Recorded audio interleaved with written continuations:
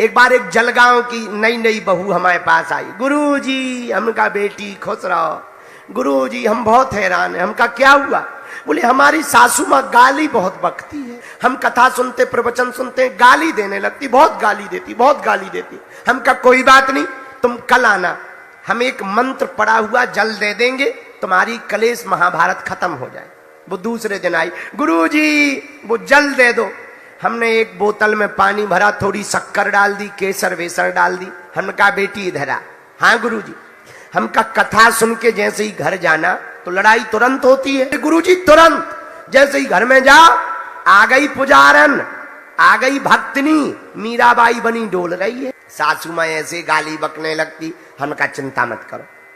और क्या कहने लगती? बोली महाराज, जैसे ही प्रवेश करो सोई हमारी सासू माँ चिल्लाने लगती, अरे आ गई, मटक रही है, बाहर घूम रही है, काम चोरनी है, काम नहीं करना है तो लिया माला और बन गई बाबनी। बाबा बन जा, बाबा, बाबाओं के यहाँ चली जा। ऐसे उल्टे सीधी बातें बोलती हैं। हमने कहा तुम क्या कहती हो?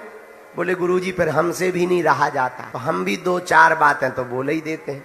हम का बेटा इधर आ।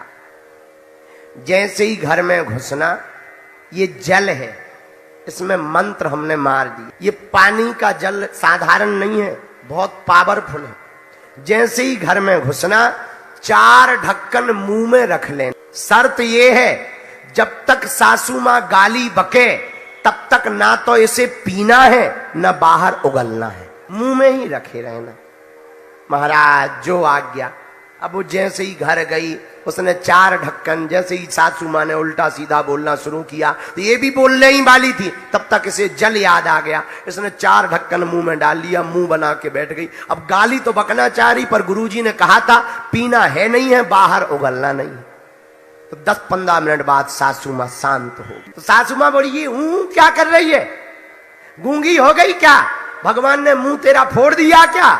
अब ये इसे लगे तो कि ये मन में तो कहे कि हमारा नहीं फूटा, तेरा फूट गया करम जली। लेकिन गुरुजी ने कहा था कि पानी पीना भी नहीं है और उगलना भी नहीं है।